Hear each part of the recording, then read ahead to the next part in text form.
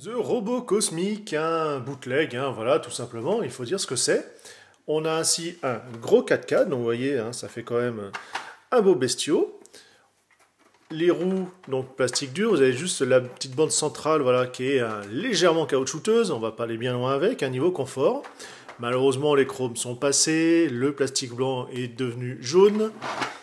On a des autocollants qui, au final, sont quand même assez bien conservés. Bon, quelques morceaux de scotch d'époque, malheureusement, qui essayaient de les faire tenir. On a en dessous, voilà, encore quelques chromes. Vous voyez ici une grille. Et si vous avez été observateur,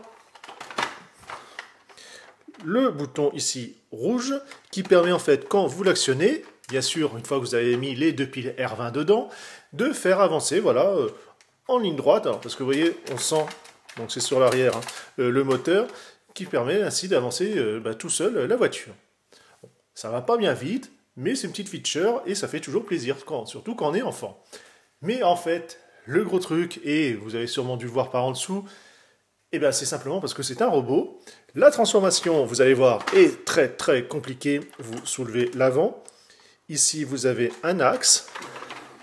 On va le faire basculer jusqu'au clic ou clouc. Ici, vous avez les pieds. Alors normalement, voilà, ça doit se verrouiller, ce qui n'est pas le cas. Entre temps, voilà, ici vous avez les deux trappes pour les R20. Vous voyez encore un peu d'eau de nettoyage. C'est pour cela que mon papa à l'époque avait fait une cale, que j'ai toujours, qui permet comme ça, voilà, de s'adapter parfaitement, et comme cela, il tient. On va avoir les bras, voilà, qui vont se déployer. La main, voilà, qui est restée ici. Et là, avec la trappe, hop, on a la tête du robot qui apparaît. Là aussi, le chrome est passé. Donc la tête voilà, est fixe. On va avoir les bras ici, là.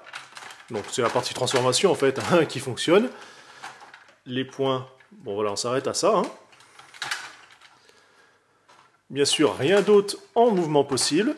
Mais le gros plus, c'est que justement, grâce au pupilles, quand il est transformé, si vous réactionnez le bouton, en fait, déjà les yeux vont s'allumer.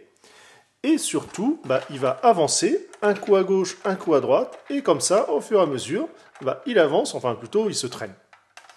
Malheureusement, elles sont restées dans un autre carton, et puis c'est surtout que je n'ai pas pensé à les prendre, désolé. Il y a un pistolet et une hache qui va avec, donc la hache n'est pas super grande, voilà, elle doit faire 10 cm, quelque chose comme ça, tout cassé, pareil pour le flingue, mais en tout cas, voilà, il a deux armes qui vont avec. On recule et on voit tout le backstage, malheureusement. Donc c'est simplement voilà, pour vous donner un ordre d'échelle. Je vous rappelle que ce n'est pas le MP10 mais le MP04. Donc il est à plus de 30 cm. Voilà, quelques millimètres qui se baladent. Et lui, notre petit pépère, il est carrément à 41 cm. Si mon ami le robot géant vous dit quelque chose, puisqu'il y a eu quand même pas mal de déclinaisons sur ce type-là, même encore il y a quelques années, il me semble encore avoir vu que ça existait toujours. Et la prochaine fois, vous allez avoir du lourd en vidéo.